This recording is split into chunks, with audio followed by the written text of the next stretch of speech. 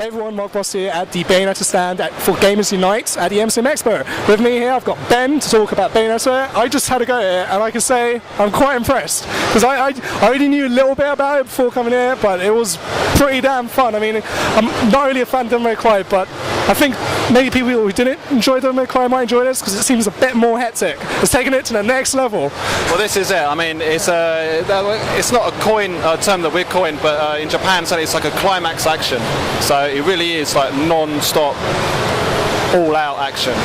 And you know, it looks pretty confusing on screen when not playing it. But as you were saying, when you do play it and you pick it up, you're in total control, and it's quite simple but really good fun. Yeah. I mean, speaking of Japan as well, it has recently received quite high acclaim from Famitsu, the Japanese company magazine. It gave it 10 out of 10. That's pretty. 40 out of 40.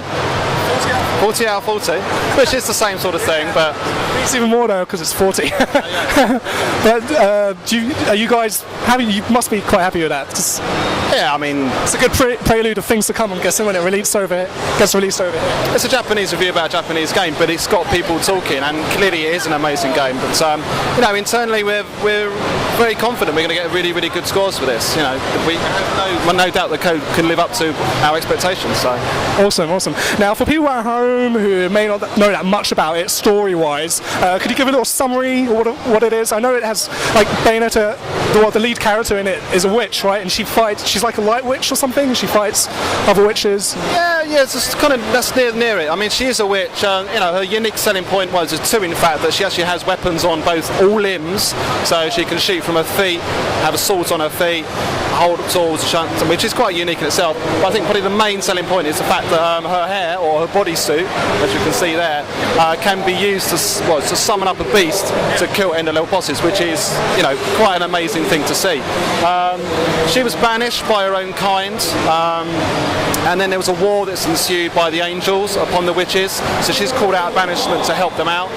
So it's like a story of good and evil, but kind of role reversal. So it's quite it's an in-depth, interesting storyline. Cool. So the story is kind of familiar for those of who are fans of Devil May Cry. They'll probably catch on to this quite well. And not only for the storyline, but I believe the game director for Devil May Cry is the director for this, right? That's correct. Yeah.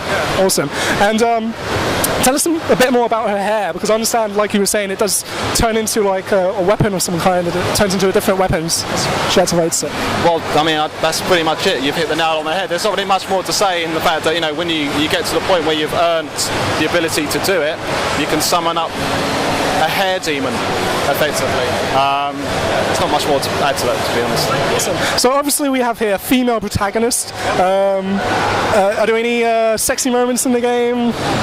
It's full of sexy moments. It's not something we're necessarily pushing, but it's definitely in there. We're pushing the fact that it's all-out action, incredible cinematic action. So.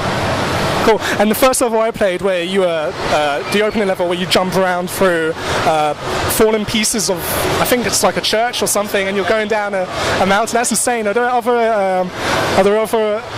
like hardcore moments like that where there's just so much happening on the screen and you're just amazed by? It kind of goes back to that climax action comment, I guess. I mean, it is unrelenting. There are mid-level bosses and end-of-level bosses, and in that respect, I suppose it's quite classic gaming in that sense. But it's kind of wrapped up into this extraordinary visuals and set pieces that should have a complete wow factor for even hardened gamers.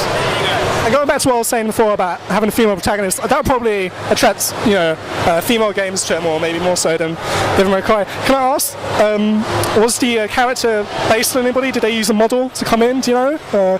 She kind of reminds me of this female video game journalist called Jessica Chobot. You didn't use her by any chance, did you? I couldn't comment. Quite possible. Okay, awesome. Well, when's the game out? January the 8th. Awesome. Thanks for talking to us, Ben. It really does look quite good, but it plays out really well too. So glad you enjoyed it. Thanks again, Ben. Cheers.